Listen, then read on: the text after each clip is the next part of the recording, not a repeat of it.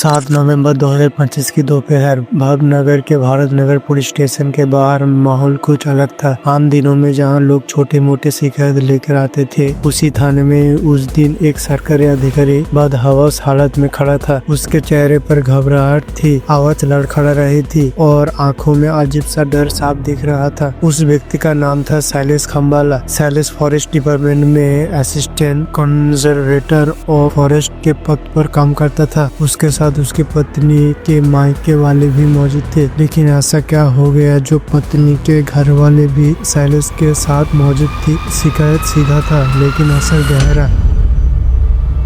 शैलेश कहता है उसकी पत्नी नैना और उसके 2 बच्चे 13 साल की प्रथा और 9 साल का भव्य लापता है। शैलेश ने पुलिस को बताया कि 5 नवंबर की सुबह वो रोज की तरह वक्त के लिए घर से निकला था। जब कुछ समय बाद वो फॉरेस्ट कॉलोनी में स्थित अपने सरकारी क्वार्टर लौटा तो घर का नजारा उसे अजीब लग रहा था, क्योंकि घर के दरवाजा खुला था लेकिन अंदर कोई नहीं था, ना नैना ना बच्चे। शुरुआत में उसे लगा कि शायद नैना बच्चों को लेकर सूरत लौट गई होगी। आखिर दिवाली की छुट्टियां खत्म हो चुकी थी। नैना और बच्चे हर बार छुट्टियों में भावनगर आते थे और फिर वापस सूरत चले जाते थे, जहां शैलेश का पूरा परिवार रहता था। लेकिन ये तसल्ली ज्यादा देर नहीं टिक पाई। जब शैलेश ने अपना फोन चेक किया तो उसे नैना के नंबर से एक मैसेज मिला। मैसेज छोटा था लेकिन उसके शब्दों ने पूरे केस की दिशा बदल दी। उसमें लिखा था कि वो बच्चे को लेकर बहुत दूर जा रही है, अब उसे आजादी चाहिए और उसे ढूंढने की कोशिश ना किया जाए। मैसेज पढ़ते ही शैलेश घबरा गया। उसने तुरंत नैना को कॉल किया लेकिन फोन बंद था। पहले उसने सोचा कि रास्ते में नेटवर्क नहीं होगा। भावनगर से सूरत की दूरी लगभग 6 घंटे की थी, इसलिए उसने इंतजार करने का फैसला किया। पूरा दिन गुजर गया, ना नैना सूरत पहुंची ना फोन ऑन हुआ। अब चिंता गहरी हो चुकी थी। शैलेश ने सूरत में रह रहे अपने माता पिता को फोन किया। उन्होंने भी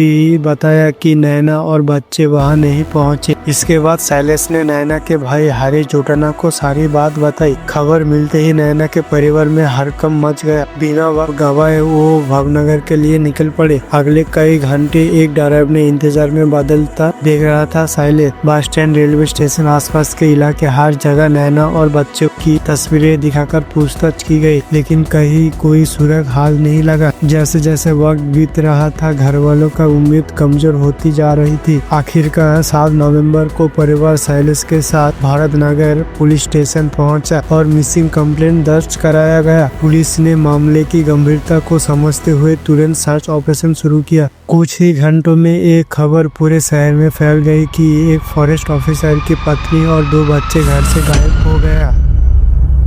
शुरुआत में ये मामला गुमशुदगी का था, लेकिन जांच जैसे जैसे आगे बढ़ रहा था, ये साफ होने लगा कि ये केस कोई साधारण मिसिंग का नहीं था। पुलिस ने सबसे पहले सभी जरूरी जानकारियां इकट्ठा की। आधार कार्ड, फोटो, मोबाइल डिटेल्स और इन्हीं जिलों के सभी पुलिस स्टेशनों में सर्कुलेट कर दिया गया और पुलिस 3 भागों में बढ़ गई। एक टीम सीसीटीवी फुटेज खंगालने में लगी, दूसरी कॉल डिटेल्स रिकॉर्ड निकालने में और तीसरी टीम परिवार और करीबियों से पूछताछ करने लगी। 24 घंटे बीत चुके थे लेकिन पुलिस के हाथ कोई ठोस सबूत नहीं लगा। फिर 8 नवंबर को शैलेश ने पुलिस को एक नई बात बताई। उसने दावा किया कि कॉलोनी के सिक्योरिटी गार्ड ने उसे बताया था कि उसने नैना और बच्चों को ऑटो में जाते हुए देखा है। पुलिस को ये पहली नजर में एक अहम लीड लग रही थी, लेकिन जब पुलिस ने उस गार्ड से पूछताछ की तो कहानी उल्टा हो गया। गार्ड ने कहा कि मैं कोई औरत और बच्चों को ऑटो से जाते हुए नहीं देखा, इस बात से इनकार कर दिया। वहीं दूसरी तरफ सीसीटीवी फुटेज में भी नैना और बच्चों को कॉलोनी से बाहर जाते हुए नहीं देखा गया। मोबाइल लोकेशन से भी पता चला नैना क्वार्टर से ही बाहर नहीं गई थी। इन सब बातों ने पुलिस के सामने कई सवाल खड़े कर दिए थे।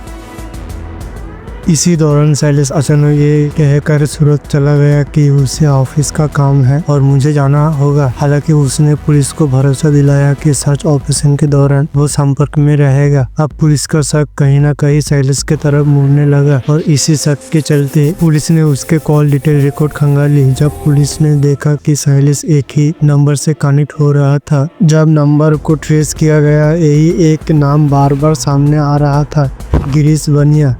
गिरीश बनिया वही फॉरेस्ट डिपार्टमेंट शैलेश का जूनियर ऑफिसर था और शैलेश का बहुत क्लोज थी। पुलिस ने तुरंत गिरीश को उठा लिया। पूछताछ के दौरान गिरीश ने जो बताया उसने इस केस को एक स्ट्रॉन्ग लीड ही नहीं दिया बल्कि अलग डायरेक्शन भी दिया। पुलिस भी सुन के शॉक हो गया। बनिया बोलता है कि 2 नवंबर शैलेश ने उसे उसके क्वार्टर के पास पानी और कचरा फेंकने के लिए 2 गड्ढे खोलने को बोला और मैं 6 नवंबर को गड्ढे खोल दिया। 16 नवंबर 2025 को police JCB, SSL team, dog squad और एग्जीक्यूटिव मजिस्ट्रेट के साथ फॉरेस्ट कॉलोनी के एक सुनसान हिस्से में पहुंचे। वही जगह जहां शैलेश का सरकारी क्वार्टर था। 2 जगह खुदाई शुरू हुई। पहली जगह पर 6 फुट तक खोदने के बाद कुछ नहीं मिला, लेकिन दूसरी जगह जैसे ही थोड़ी और खुदाई हुई वहां से तेज बदबू आने लगी। कुछ ही देर में सच्चाई सामने आ रही थी। मिट्टी के नीचे पत्थर और कपड़े में लिपटी एक लाश मिली। पहचान होते ही नैना के परिवार के ऊपर जैसे कहर टूट पड़ा। ये नैना की लाश थी, लेकिन कहानी यही खत्म नहीं हुई। दूसरी खुदाई वाली जगह से 2 और बच्चों के शव मिले, पत्थरों से दबे हुए, बुरी हालत में। वो प्रथा और भव्य थे। तीनों शवों को पोस्टमार्टम के लिए अस्पताल भेज दिया गया। एफएसएल टीम ने घर से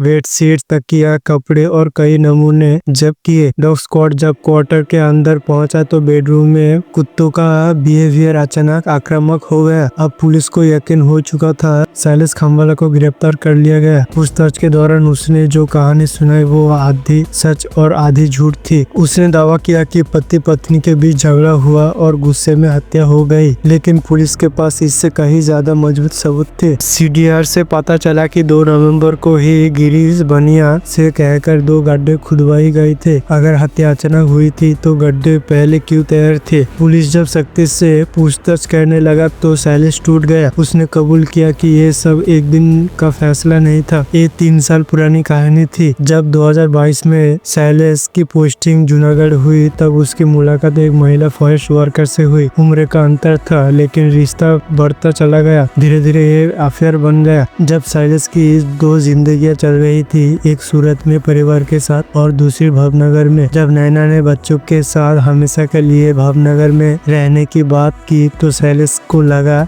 कि उसकी बनाई दुनिया बिखर जाएगी। उसने समाधान चुना, लेकिन वो समाधान जुर्म था। 5 नवंबर की सुबह उसने पहले नैना की और फिर बच्चों की हत्या की। सबों को गड्ढे में दफनाया, सबूत मिटाया और फिर एक झूठी मिसिंग स्टोरी बनाई। लेकिन एक गलती रह गई, नैना का फोन। जो मैसेज वो सबको दिखा रहा था वो कभी भेजा ही नहीं गया था। वो शैलेश के फोन में ड्राफ्ट में पड़ा था। सिर्फ पुलिस और परिवार को गुमराह करने के लिए ये मैसेज का खेल खेला था। यही एक गलती पूरे जुर्म की गवाह बन गई। आज शैलेश जेल में है, केस अभी कोर्ट में चल रहा है, सवाल अब भी बाकी है, लेकिन एक सच्चाई साफ है, ये अपराध गुस्से में नहीं हुआ था। ये ठंडे दिमाग से की गई प्लानिंग थी और यही इस केस का सबसे डरावना सच है।